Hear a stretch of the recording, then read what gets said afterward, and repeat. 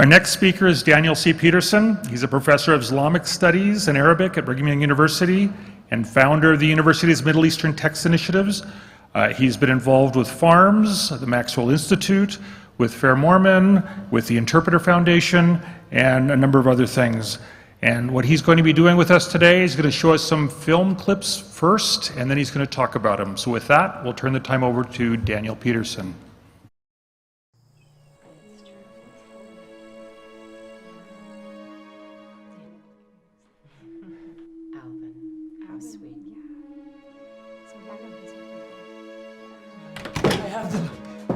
What happened? I was attacked. How many? 3. Blasted thievers! You won't catch them.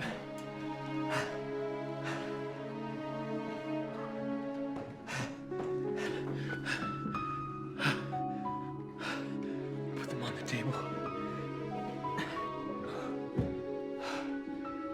Are you all right? I'm well enough.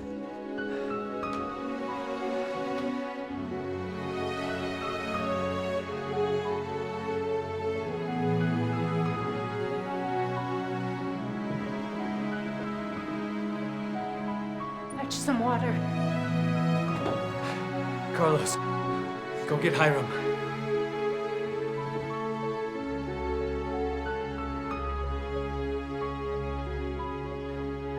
Can we not see them? No. I intend to keep my promise. That's enough, Catherine. It's okay, Ma. Go ahead. Just keep them covered.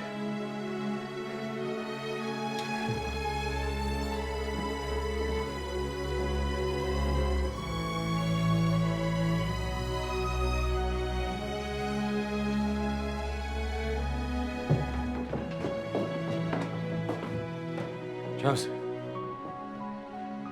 Are those the...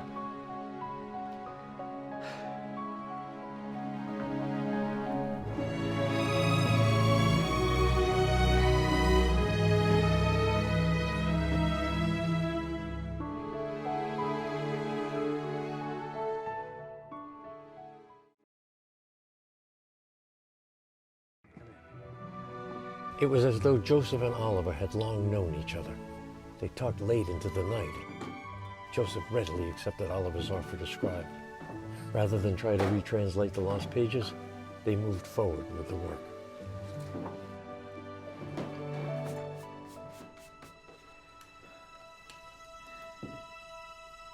Are you ready? Of course. And now, if God, who has created you, on whom you are dependent for your lives, and for all that ye have and are. Are you getting this? Oh, yes.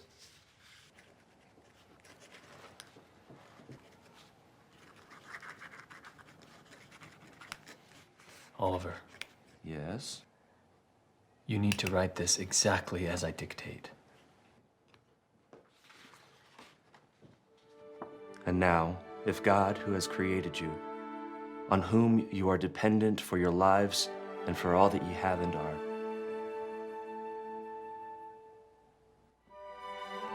doth grant unto you whatsoever ye ask that is right. In faith, believing, ye shall receive.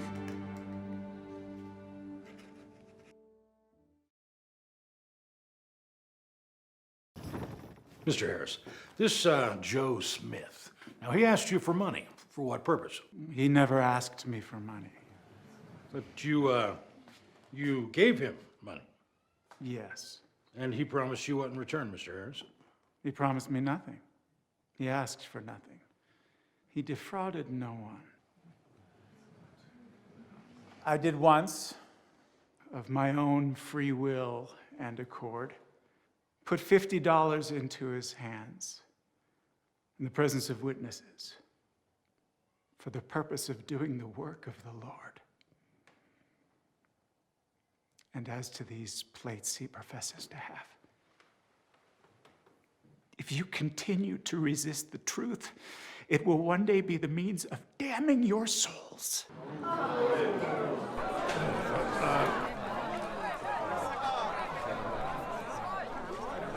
Order? Your Honor, do something? Order? I will do something.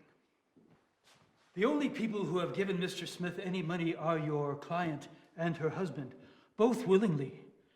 I see no evidence that anyone was defrauded of anything. This is folly. Case dismissed.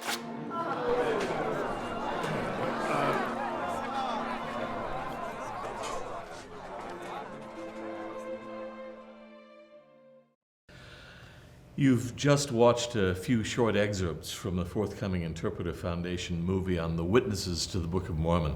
I'll be returning to that shortly. Listening to a recorded lecture a few months ago, I heard an evangelical apologist make an observation along roughly the following lines. Some Christians, he said, are too easily talked out of their faith because they'd never been talked into it in the first place.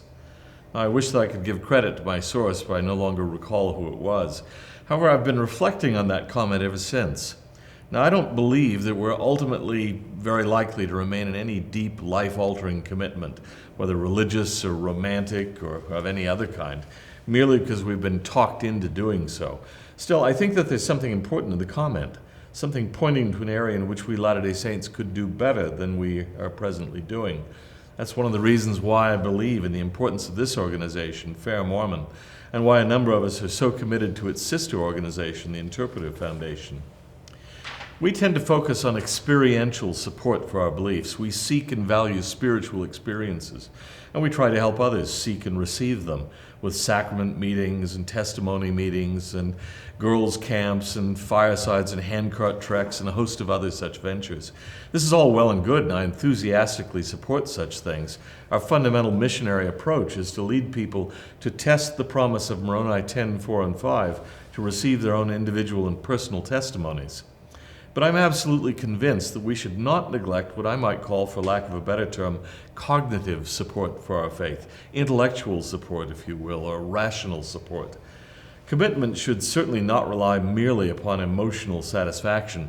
Important and essential as emotional fulfillment is, our moods fluctuate. We should also be able to articulate reasons in support of our faith. To do so is in no way to detract from the importance of spiritual conviction. It may in fact be a way of piquing the interest of outsiders, who may then be led to develop their own spirit-infused faith. Be ready always, says 1 Peter 3:15, to give an answer, apologian, to every man that asketh you a reason of the hope that is in you. In your hearts, says the English Standard Version of that same verse, honor Christ the Lord as holy, always being prepared to make a defense to anyone who asks you for a reason for the hope that is in you. As I've pointed out in more than one previous Fair Mormon address, the Greek word that the ESV renders as defense, and that the King James Bible translates as answer, is apologia, from which we derive our words apologist and apologetics. This suggests that apologetics, in at least some form or another, has an entirely legitimate role within the lives of Latter-day Saints, and especially in the lives of Latter-day Saints who seek to share the gospel with others. The Savior himself was willing to provide evidence for rational belief. I offer as illustration of my claim a well-known account from the Gospel of Matthew. It revolves around a man who, to put it in modern terms, was cured of paralysis in the small Galilean fishing village of Capernaum. Jesus had been over on the eastern side of the lake in Galilee, called Gennesaret or Kinneret, which we often misname the Sea of Galilee. And he entered into a ship and passed over, and came into his own city. And behold, they brought to him a man sick of the palsy, lying on a bed. And Jesus, seeing their faith, said unto the sick of the palsy, Son, be of good cheer, thy sins be forgiven thee. And behold, certain of the scribes said within themselves, This man blasphemeth. And Jesus, knowing their thoughts, said, Wherefore think ye evil in your hearts? For whether is easier, to say, Thy sins be forgiven thee, or to say, Arise and walk? But that ye may know that the Son of Man hath power on earth to forgive sins. Then saith he to the sick of the palsy, Arise, take up thy bed, and go into thine own house. And he arose and departed to his house. But when the multitude saw it, they marveled and glorified God, which had given such power unto men. Now let me try, as the philosophers say, to unpack just a bit what I mean when I say that in this story the Savior provided evidence for rational belief. Jesus had declared that the sins of the man with palsy were forgiven. But there's no empirical way of testing such a declaration, at least on this side of the veil. No medical examination or litmus test can prove it either true or false. So, in order to provide his hearers with rational grounds for believing in that non-empirical claim, that he had authority and the status with God to forgive sins, Jesus performed a very empirical, quite tangible miracle. He healed the man with the palsy, the paralyzed man. The man immediately arose and walked. Seeing this, reasonable observers could rationally infer Jesus' authority to forgive, and certainly God's ratification of such forgiveness, from the curing of that paralytic. So when Latter-day Saints attempt to provide rational grounds for belief, however well or poorly we execute the task, it can justly be said that we're attempting to follow the Savior, for he did it as well. My remarks here will present one partial approach, and I emphasize that it's a partial approach. Much, much more can and should be said to one of the many reasons that we might give for the hope that is in us as believing Latter-day Saints. I'll soon be recording an Education Week talk for BYU that represents another part of this argument. I choose this particular subject of the Book of Mormon Witnesses for two specific reasons, one practical and one theological. First, I've been involved over the past several years in an interpretive foundation project on the witnesses to the Book of Mormon. The effort began shortly after we had interviewed the late Richard Lloyd Anderson, for decades the leading authority on the subject. He died in mid-August 2018 at the age of 92, and I'm deeply grateful that we captured that footage in time. I consider him a witness to the witnesses. Our project will eventually produce a theatrical film and an accompanying documentary, as well as other online supporting materials, video and textual. The theatrical film is essentially done. This presentation began with some small selections from it, but we're still awaiting permission from the coronavirus for its release. Second, since beyond the sheer existence and character of the book and the corroborating testimony of the Holy Ghost, the witnesses represent the only evidence for the Book of Mormon that was promised by the Lord himself and that he has directly provided, it seems to me imperative that we pay careful attention to them. Now, one might surely ask why the Lord didn't simply send an angel to show the plates of the Book of Mormon to a general meeting of everybody in the area of Manchester and Palmyra, and then take them on an exhibition tour along the Erie Canal. Plenty of critics, and probably more than a few members of the church, have asked that question. He doesn't seem ever to have done things that way. The mortal ministry of Jesus took place in a remote backwater province of the Roman Empire. The miracle that we just mentioned occurred in Galilee. And when Jesus rose from the dead, well, he appeared in Judea and the Galilee and later to people gathered at the temple in Bountiful. He never dropped by the Roman Senate, let alone making an appearance in the Colosseum or the Circus Maximus. The Apostle Peter, speaking to the Roman centurion Cornelius and other Gentiles in Caesarea Maritima, explained of Jesus that him God raised up the third day and showed him openly, not to all the people, but unto witnesses chosen before God, even to us, who did eat and drink with him after he rose from the dead. The Lord took the same approach in the early days of the Restoration. He chose witnesses. Why does he do this? The answer must be that we simply don't know. I suspect, though, that it's connected with what Latter-day Saints call the veil, or to put it another way, that it might have something to do with what the late Anglo-American philosopher of religion, John Hick, called epistemic distance. The Lord doesn't want to compel us to believe. He grants us freedom that he could easily overwhelm simply by revealing himself to us. He wants us to choose him out of love for him, for goodness and for truth, not because our wills have been coerced. Permit me to illustrate my point via a passage in the 1844 Philosophical Fragments of the Danish philosopher Søren Kierkegaard. Kierkegaard uses a parable about a king and a maiden to make the point that if God were to reveal himself fully and with unmistakable, irresistible clarity, that revelation would overwhelm and destroy our freedom. In the story, a king falls deeply, passionately in love with a peasant girl. But how can the king reveal his love to a woman of humble parentage, given the huge disparity of rank, status, and wealth between them, without coercing and crushing her? If she were aware of his position, how could he or she be certain that her love for him was genuine, unaffected by his status, unintimidated by his power, unmotivated by greed or ambition? Not to reveal oneself, Kierkegaard writes, is the death of love. To reveal oneself is the death of the beloved. The only real choice open to the king is to court his beloved indirectly, by descending to her station, by taking on the character of a servant. So he disguises himself. God, Kierkegaard says, wants us to love him freely because we come to know him as lovable, not because he's powerful, terrifying, incredibly rich, or overwhelming. And we have abundant reason to do that. In a similar way, though he wants us to develop faith or trust in him, he doesn't seek a compelled belief. He doesn't desire an assent that has been forced upon us because we had no rational alternative or escape. Accordingly, for those with eyes to see and ears to hear, there are hints and clues, but they are not coercive. They weren't designed to be. Moreover, questions, even possible reasons for doubt, definitely exist, and they do so, I believe, by divine intention. But let's return from the airy realms of philosophical and theological speculation to the solid ground of history, in which I believe the witnesses to the Book of Mormon are firmly rooted. On the 29th of March, 1830, a young Baptist minister named David Marks attended a meeting in Fayette, New York, at the house of Mr. Whitmer. That would, of course, be the home of Peter Whitmer Sr. and his wife Mary, where just 1 week later the Church of Jesus Christ of Latter-day Saints would be formally organized. Writing thereafter, Reverend Marks remembered that 2 or 3 of the Whitmer sons were among 8 who said they were witnesses. Actually, there were 4. Christian Whitmer, Jacob Whitmer, Peter Whitmer Jr., and John Whitmer, along with a Whitmer son-in-law, Hiram Page.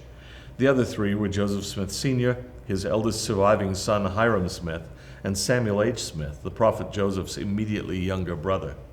Reverend Marks reported that they had seen certain plates of metal having the appearance of gold.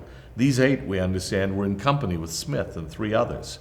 Now, the 3 others were pretty plainly the 3 witnesses: Oliver Cowdery, David Whitmer, yet another son of Peter and Mary, and Martin Harris. Altogether, with Joseph Smith, the witnesses totaled 12. I doubt that that number is mere coincidence. Although it was nowhere enshrined in the U.S. Constitution that juries must contain 12 members, and although some American states permit lower numbers of jurors in some cases, the tradition of 12-member juries has been common, if not dominant, among English-speaking peoples, and particularly in the United States, for many generations. The origin of this customary practice goes back at least to the Welsh king Morgan of Glamorgan, who decided upon the number when he established trial by jury in AD 725, comparing the judge and jury to Jesus and his 12 apostles. The notion that important legal judgments were to be rendered by 12 good men and true, that phrase can be traced to at least the first half of the 1600s, was well established, as was the concept of a jury of one's peers, which can be traced to the Magna Carta of 1215. Along the way, in what follows, I'll briefly try to illustrate how those phrases, too, shed light on the witnesses to the Book of Mormon. As is usually done, let's consider the 3 witnesses first. My theme in this presentation centers on variety and complexity. So how, if at all, do the 3 witnesses embody that theme? In the course of that 2-day interview with us about a year before his death, Richard Anderson emphasized the differences between Oliver Cowdery, David Whitmer, and Martin Harris, viewing them as representative human types. I'm quoting, "You've got Oliver Cowdery, who is trained in education equivalently to today, and he's a white-collar man, and he's a thinker, an analyzer. Now, if you wanted to get the best 3 representatives of the human race, you certainly include him. But he's in the minority even today. David Whitmer is a tradesman. He's a businessman. He ran a business for 50 years and kept his profits in the black instead of in the red. And then there's Martin Harris, and he's the religious fanatic, using the terminology of some people who knew him.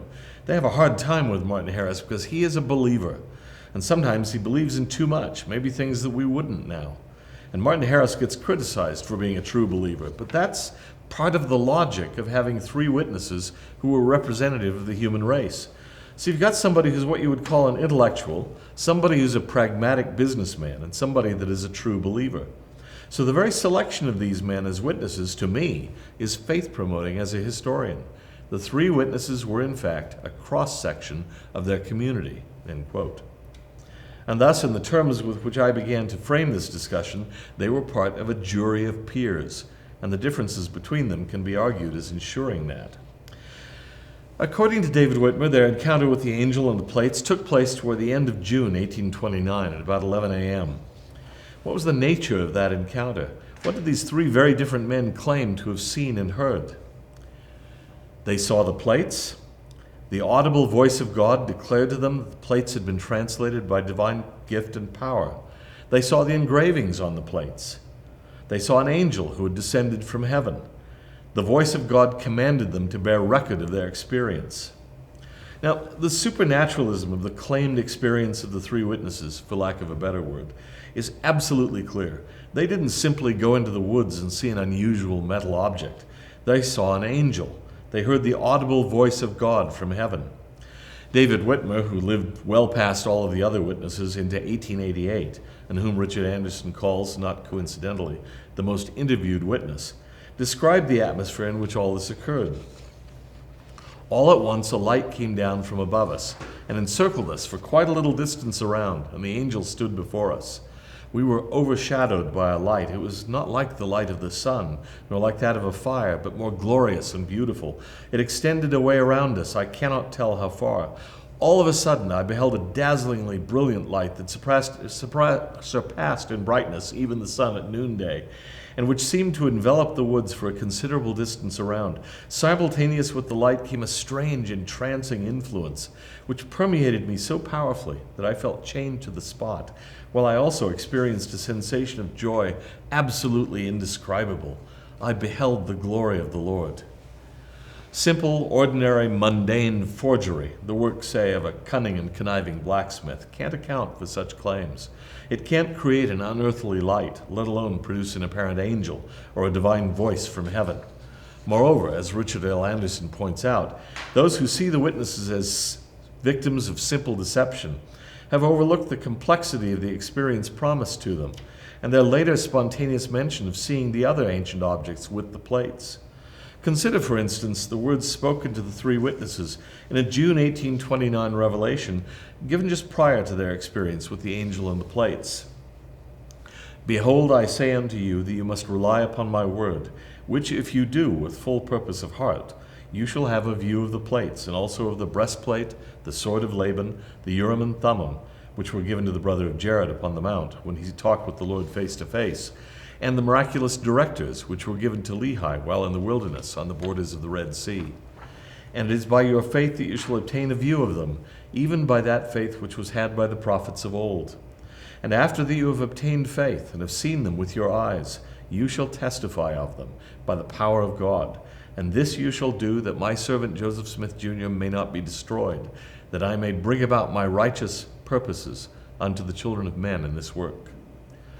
And in fact, even though the official statement doesn't mention it, they did see all of those things. David Whitmer, for example, said in various interviews that the angel showed unto us the plates, the sword of Laban, the directors, that is the Liahona, the Urim and Thummim, and other records. There appeared as it were a table with many records on it. Besides the plates of the Book of Mormon, also the sword of Laban, the directors and the interpreters. I saw them as plain as I see this bed, striking his hand upon the bed beside him. I saw the interpreters in the holy vision. They looked like whitish stones put in the rim of a bow, looked like spectacles, only much larger. There was, in other words, a collection, an ensemble of concrete and tangible objects in their experience. Not just the plates, not just the angel in the plates. Richard Anderson's comment is appropriate here.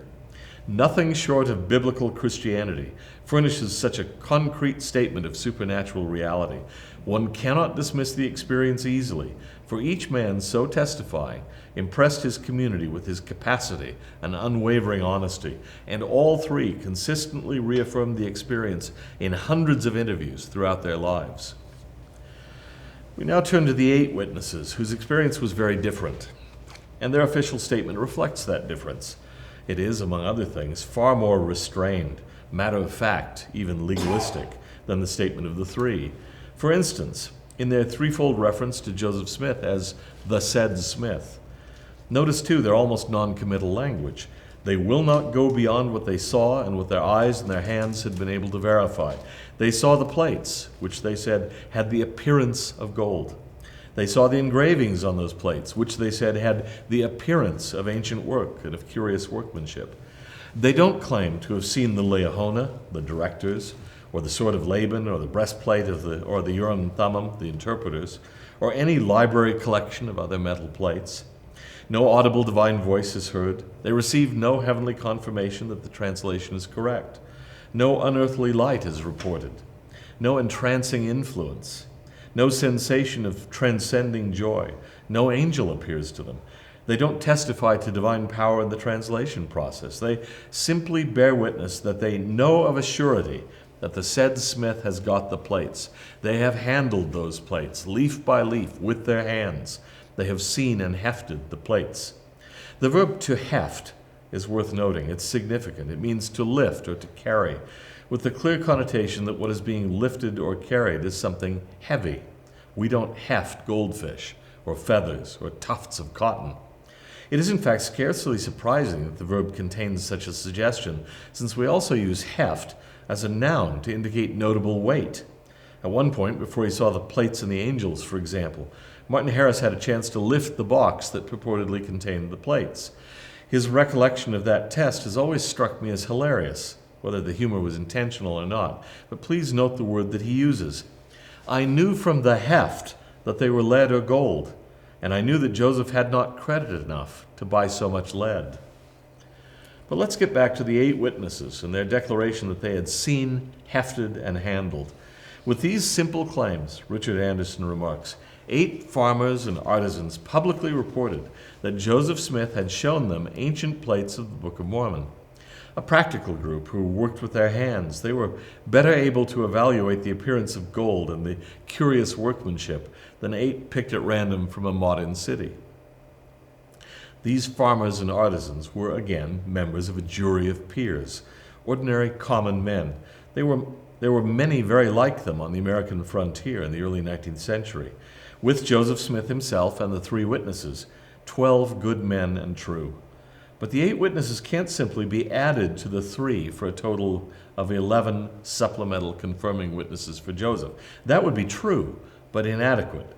They aren't interchangeable. They're not fungible. Their testimony is very different, and I think designedly so, from that of the 3. The great B.H. Roberts set out some vitally important analysis of the 2 sets of witnesses in his classic 1930 Comprehensive History of the Church. I can really do no better, I think, than to quote it all at considerable, even awkward length. Members of the church will profit, in my judgment, from familiarity with his thinking on this issue. Now quoting B.H. Roberts, "It is to be observed that what may be called 2 kinds of testimony to the truth of the Book of Mormon are found in the statements of the 3 and 8 witnesses respectively. That is, what men would call miraculous testimony and ordinary testimony. Had there been but one kind of testimony, the matter would have been much simplified for the objector. Had the testimony of the 3 witnesses been the only kind given, that is, if the plates had been exhibited to the 8 witnesses in the same manner as they had been revealed to the 3, then perhaps mental hallucination might have been urged with more show of reason. Or if the 3 witnesses had seen the plates in the same manner as the 8 did, in a plain, matter-of-fact way without display of divine power, then the theory of pure fabrication, with collusion on the part of all those who assisted in bringing forth the work, would have more standing. But with the 2 kinds of testimony to deal with, it is extremely difficult for objectors to dispose of the matter. It is just at this point that the 2 kinds of testimony, the testimony of the 3 witnesses and the 8 respectively, act and react upon each other in a manner quite remarkable. The mental mirage theory might offer a possible solution for the vision of the 3 witnesses, but what of the testimony of the 8 witnesses, also plain, matter-of-fact, straightforward, and real? How shall that be accounted for?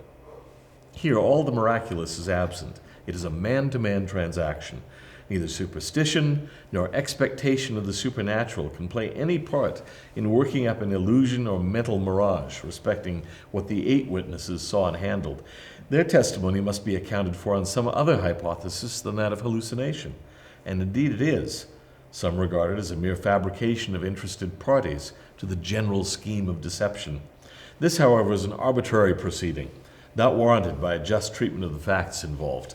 Others, being impressed with the evident honesty of the witnesses, or not being able to account for the matter in any other way, admit that Joseph Smith must have had plates which he exhibited to the 8 witnesses, but deceived them as to the manner in which he came in possession of them. The net result, then, of the anti-Mormon speculations in relation to the testimony of the 3 witnesses and the 8 is the theory of hallucination to account for the testimony of the 3 witnesses, and pure fabrication, with the possibility of deception by Joseph Smith as to the existence of some kind of plates lurking in the background, to account for the testimony of the 8 witnesses. But the testimony of the 3 and the 8 witnesses, respectively, stands or falls together. If the pure fabrication theory is adopted to explain away the testimony of the 8 witnesses, there's no reason why it should not be adopted to explain away the testimony of the 3. But every circumstance connected with the testimony of all these witnesses cries out against the theory of pure fabrication. It is in recognition of the evident honesty of the 3 witnesses that the theory of mental hallucination is invented to account for their testimony, as it is also the evident honesty of the 8 witnesses that leads to the admission by many anti-Mormon writers that Joseph Smith must have had some kind of plates which he exhibited to the 8 witnesses, though he may not have obtained them through supernatural means. Perhaps I can rephrase Elder Roberts' point. Let's assume for a moment that the experience of the 3 witnesses, miraculous testimony as he calls it, can be explained as the product of hallucination. I think that it absolutely cannot be, but let's assume it for purposes of the argument. The very distinct experience of the 8 witnesses, ordinary testimony in Elder Roberts' terminology, cannot plausibly be accounted for by hallucination. It's too mundane, matter of fact. So perhaps a critic might urge it was a matter of a cunningly designed stage prop, fake plates created to fool the yokels, something out of tin maybe.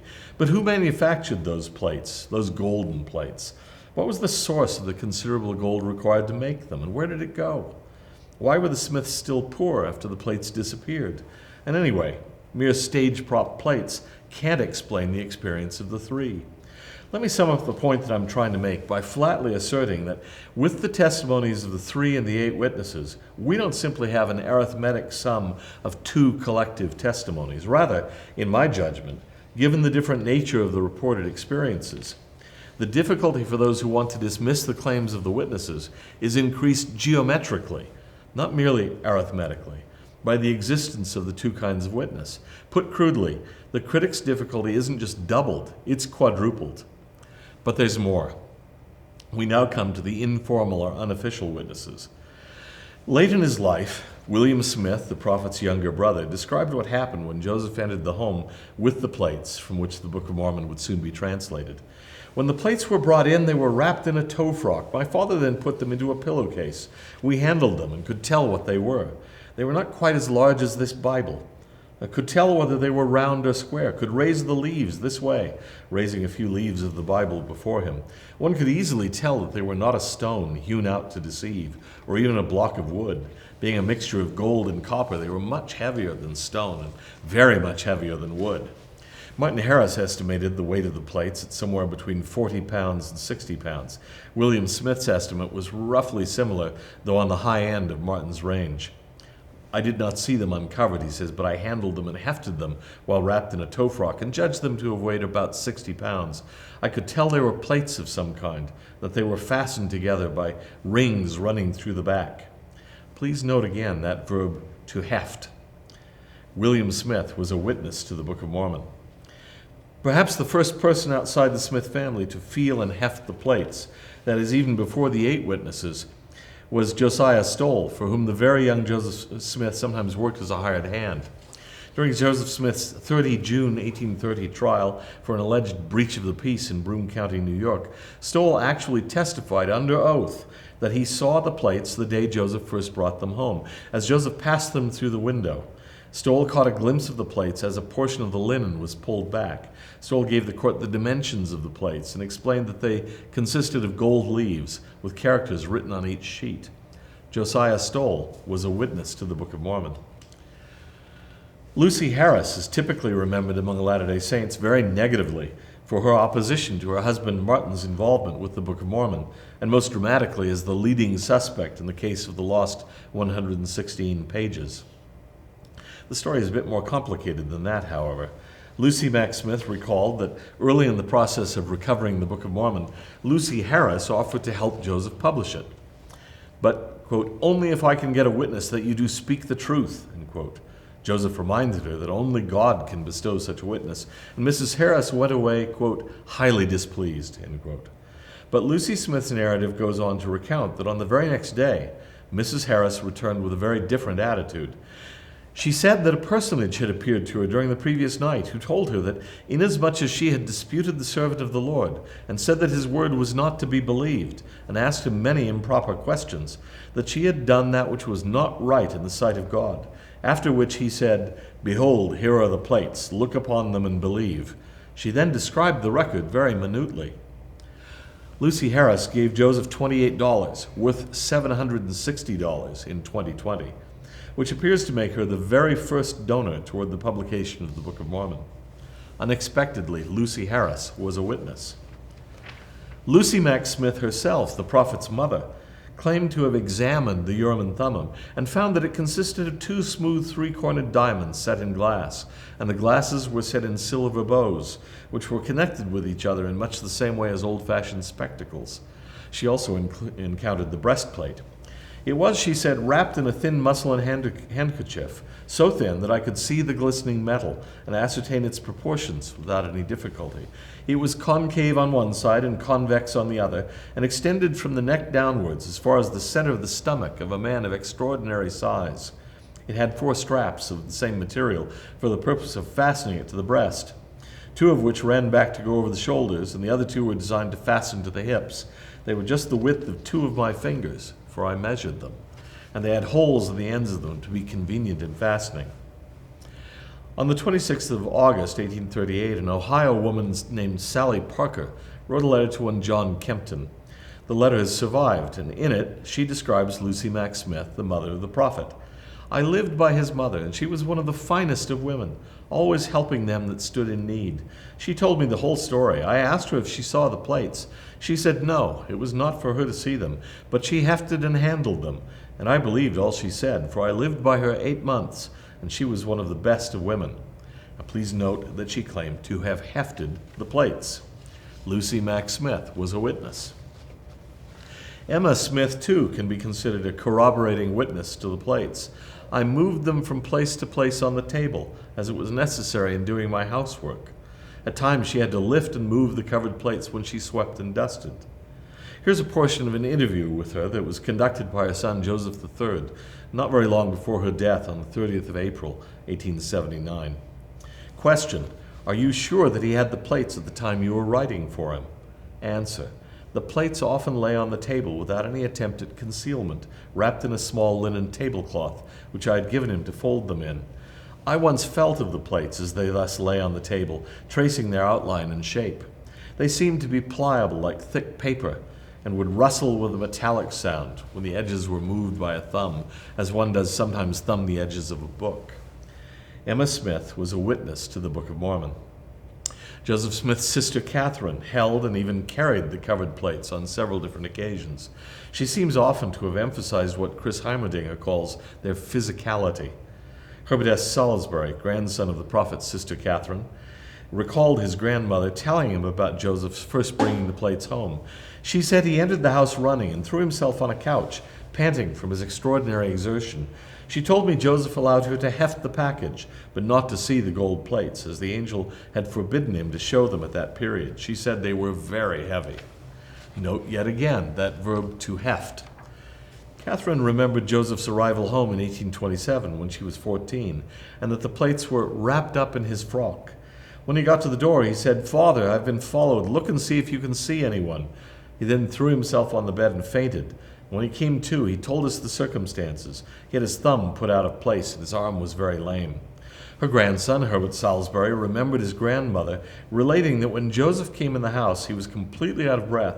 She, Catherine, took the plates from him and laid them on the table temporarily and helped to revive him till he got breathing properly, and also examined his hand and treated it for the bruises on his knuckles. He had been chased by members of a mob. In striking the last one, he dislocated his thumb, which, however, he did not notice until he came within sight of the house, when he threw himself down in the corner of the fence in order to recover his breath. As soon as he was able, he arose and came to the house. He was still altogether speechless from fright and the fatigue of running. Mary Salisbury Hancock, Catherine's granddaughter, remembered Catherine relating that same episode, or a similar one, when Joseph, with the plates in his possession, had been chased by a mob. Hearing an unusual commotion outside, Catherine flew to the door and threw it open just as Joseph came rushing up, panting for breath. He thrust a bundle into her arms and in a gasping voice whispered hoarsely, "Take these quickly and hide them." Then he disappeared into the darkness. Closing the door, Catherine ran hurriedly to the bedroom where she and Sophronia slept. Sophronia threw back the bedding, and Catherine put the bundle on the bed, quickly replacing the bedding. Both of them lay down on the bed and pretended sleep. The mob, failing to find Joseph outside, returned to the house to search, but they did not disturb the girls since they appeared to be sleeping. Catherine Smith was a witness to the Book of Mormon. David Whitmer, one of the three witnesses, related that his mother, Mary Musselman Whitmer, saw the plates quite independently of anybody else and under the most matter-of-fact circumstances. The entire family of Peter Whitmer Sr. had become acquainted with Joseph Smith in 1828 through David, the fourth of 9 children. Eventually, a substantial part of the translation of the Book of Mormon occurred at the Peter Whitmer farm near Fayette, New York. Later, on April 6, 1830, the Church of Jesus Christ of Latter-day Saints would be formally organized there. During that period, the place was a hive of activity. Joseph Smith and his wife Emma and Oliver Cowdery were boarding with the Whitmers, and other people, including curiosity seekers, were constantly coming and going. Much of the burden of coping with them fell upon Peter's wife, Mary. "My father and mother had a large family of their own," David later explained. The addition to it, therefore, of Joseph, his wife Emma, and Oliver very greatly increased the toil and anxiety of my mother, and although she had never complained, she had sometimes felt that her labor was too much, or at least she was perhaps beginning to feel so. A granddaughter's account, published by Royal Skousen, an interpreter, adds specific human detail to the story, relating that Mary Whitmer was irritated when Joseph and Oliver took breaks from translating and skated rocks on a pond. She thought they might just as well carry her a bucket of water or chop a bit of wood, and she was about to order them from our house. The most interesting aspect of this story is that Mary Whitmer's difficulty with the household situation was more than just being tired from all the extra work. She was irritated by Joseph and Oliver's indifference to all the work she was doing, with their not helping out and instead skipping rocks for relaxation, so she was about to order them out of her house. Thus, Moroni's intervention was perhaps more purposeful than we might previously have thought. Undoubtedly, many others exerted a great deal of effort on behalf of providing help to Joseph and Oliver, such as Emma Smith had just done in Harmony, Pennsylvania, for the previous 3 months. Here, however, Moroni needed to deal with a more difficult situation, one that could have forced Joseph to find another place, and a secure one, to do the translating. Moroni and the Lord weren't in the habit of just showing the plates to people to encourage them to act as a support team for the work of the translation. One day, though, probably in June 1829, she was going out to milk the cows in the family barn, where David happened to know the plates were concealed at the time. She met an old man, as she described him, who said to her, in David's account of the story, "You have been very faithful and diligent in your labors, but you're tired because of the increase of your toil. It is proper, therefore, that you should receive a witness, that your faith may be strengthened." Thereupon, David said, he showed her the plates, and this unexpected encounter completely removed her feeling of being overwhelmed, said her son, and nerved her up for her increased responsibilities. Afterwards, Mary was able to describe the plates in detail. John C. Whitmer, her grandson, reported that he himself had independently heard his grandmother tell of this event several times. He summarized her experience in more detailed fashion as follows. She met a stranger carrying something on his back that looked like a knapsack. At first she was a little afraid of him, but when he spoke to her in a kind, friendly tone and began to explain to her the nature of the work which was going on in her house, that is, the translation of the Book of Mormon, she was filled with unexpressible joy and satisfaction. He then untied his knapsack and showed her a bundle of plates, which in size and appearance corresponded with the descriptions subsequently given by the witnesses to the Book of Mormon. This strange person turned the leaves of the Book of Plates over, leaf after leaf, and also showed her the engravings upon them, after which he told her to be patient and faithful in bearing her burden a little longer, promising that if she would do so, she should be blessed, and her reward would be sure, if she proved faithful to the end. The personage then suddenly vanished with the plates, and where he went, she could not tell. From that moment, my grandmother was enabled to perform her household duties with comparative ease, and she felt no more inclination to murmur because her lot was hard. I knew my grandmother to be a good, noble, and truthful woman, and I have not the least doubt of her statement in regard to seeing the plates being strictly true. 5 of Mary Whitmer's sons and a son-in-law became official witnesses of the Book of Mormon. Hiram Page, one of the 8 witnesses, had married Catherine Whitmer in 1825. Oliver Cowdery, one of the 3 witnesses and the principal scribe during its dictation, baptized Mary Whitmer into the Church of Jesus Christ of Latter-day Saints in Seneca Lake on April 18, 1830, when the church was less than 2 weeks old, and he married her daughter, Elizabeth Ann, in December 1832. The Whitmers gathered to Missouri with the Latter-day Saints, and there Mary died at 78 years of age in 1856, still a faithful believer in the divine origin of the gold plates and the book that had been translated from them. She was a witness. So what special significance, if any, do the experiences of the informal or unofficial witnesses hold? First of all, as Richard Anderson points out, these private encounters with the metal book preceded both the 3 witnesses seeing the angel and the plates and also the 8 witnesses handling the plates in natural surroundings. Interestingly, too, these informal witnesses reported a mixture of the same kinds of experiences, more or less, that the 3 and the 8 had. In B.H. Roberts' language, they received both ordinary testimony and miraculous testimony. William Smith, Josiah Stowell, the early Martin Harris, Lucy Mack Smith, Emma Smith, and Catherine Smith had quite mundane encounters with tangible physical objects, much like the 8 witnesses. Lucy Harris and Mary Musselman Whitmer saw the plates, but also an angel or messenger, rather like the 3 witnesses. So they provide additional corroborating testimony, but I think that they offer more than just that. Again, the informal or unofficial witnesses are not interchangeable, not with each other as individuals, nor collectively with the 3 witnesses and the 8 witnesses. Several arguments that have been deployed against the 3 and the 8, however ineffectually, just can't be used against the informal witnesses. Some skeptics have suggested, for instance, that some sort of social dynamic or collective group hysteria explains the experience of the 3 and the 8, but the informal witnesses had their experiences separately, so collective emotional pressure can't seem to account for them. Others have suggested that the 3 and the 8 went out expecting to have a spiritual experience, and so being effectively programmed for something extraordinary to happen, they did have remarkable experiences, but experiences that were real only in a subjective sense. This doesn't seem a very plausible or persuasive objection to me, but it certainly doesn't apply to the unofficial witnesses. Mary Whitmer was in the barn milking cows, perhaps feeling a bit sulky and resentful. She wasn't expecting an encounter with the plates and the messenger, so religious fervor can't explain her report in any obvious or straightforward way. Josiah Stowell and Catherine Smith suddenly had a heavy object thrust at them under rather tense conditions.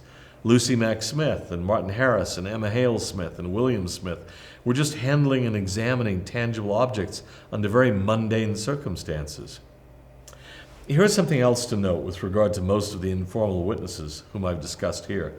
With Joseph Smith, the 3 and the 8 constitute a kind of jury of 12 good men and true, in terms comprehensible to their culture and in accord with its expectations for deciding important matters. As I explained during my 2019 Fair Mormon remarks, women weren't permitted to serve as jurors in the 1820s or 1830s, nor indeed for many years thereafter. But the Lord called Lucy Mack Smith, Emma Smith, Catherine Smith, Mary Whitmer, and even Lucy Harris to serve as witnesses beyond those 12 good men and true. The voices of these women, their testimonies, deserve to be heard now, right along with those of the men, and we owe it to them to help that happen. Traveling on his way to a mission in England in 1853, David B. Dill stopped by the Martin Harris home in Kirtland, Ohio. The 70-year-old witness was in bed at the time, so sick that he hadn't eaten in 3 days. But when Elder Dill showed up, he bore spirited testimony of his experience with the angel and the plates. Moreover, reminiscent of several other accounts that tell how, even when he was ill or very old, he became energized when testifying. He got out of bed, dressed himself, asked for food, spoke with Elder Dill for hours, and went to hear him preach that evening. Afterwards, he said to Elder Dill, Just let me go with you to England. You do the preaching, and I'll bear testimony to the Book of Mormon, and we will convert all England. In the last year of Martin's life, John E. Godfrey visited him. I'm pleased to have you come, said the now nearly 92-year-old witness, and I wish I could bear my testimony to the whole world. I tell you of these things, he told his bishop just a few days before his death, that you may tell others that what I have said is true, and I dare not deny it. I heard the voice of God commanding me to testify to the same. In a way, through the distribution of the Book of Mormon in scores of languages around the globe, Martin Harris and the other official witnesses are bearing their testimonies to the whole world. Their statements have appeared in every edition of the Book of Mormon since 1830, but it's still not enough, not nearly enough. The Interpretive Foundation's Witnesses Project is an attempt to widen the reach of these invaluable testimonies to the existence of God, the deity of the Savior, and the truthfulness of the restoration. We hope that you too will join forces in sharing the news. No testimony of direct revelation of the world's history, Richard Anderson has quite correctly observed, is better documented than the testimony of the Book of Mormon Witnesses. I bear you my testimony that that's true in the name of Jesus Christ. Amen. This is Dan Peterson. I'm going to show you a piece of key art along with a potential trailer for the Interpretive Foundation's forthcoming Witnesses theatrical film, which is part of a larger ensemble of related projects. You're the first audience to see these.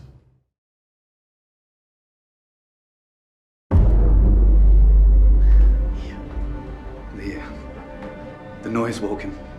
David, I'm frightened. I am right here. Get your hands off us now, Julia! Julia! Oh, we're tired of you Mormons! Which one of you is David Whitmer? You know Joe Smith? You were with him when he saw the gold plates? Get up! Yeah!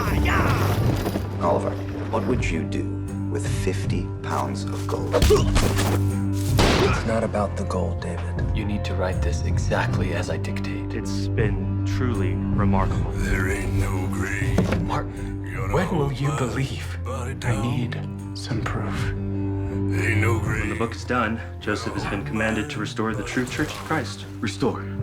You will see the plates. The Lord has declared it. When I hear that trumpet sound, gonna get up out of the ground. Ain't no grave, gonna hold my body down.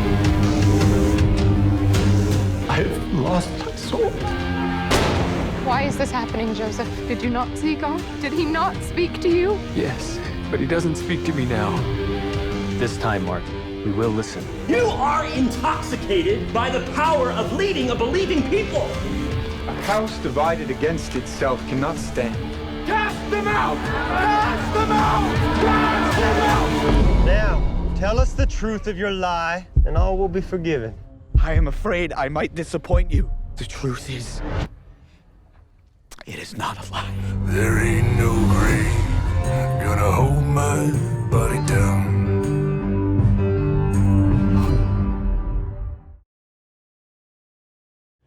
I hope that your interest was piqued by these materials. I hope that they made you want to go see the film in a theater when the coronavirus finally permits its release. If you'd like to have the film shown in your area, please contact us at witnessesfilm18@yahoo.com. That's witnessesfilm18@yahoo.com. And we'll try to make that happen. The theatrical film will be the first part of a 3-part overall undertaking, which will also include an accompanying docudrama and a flotilla of short 3 to 5 minute online videos. Altogether, we're trying to engage candidly every serious issue that we can identify regarding the lives, the testimonies, and the character of the witnesses to the Book of Mormon, the 3, the 8, and the several additional unofficial witnesses.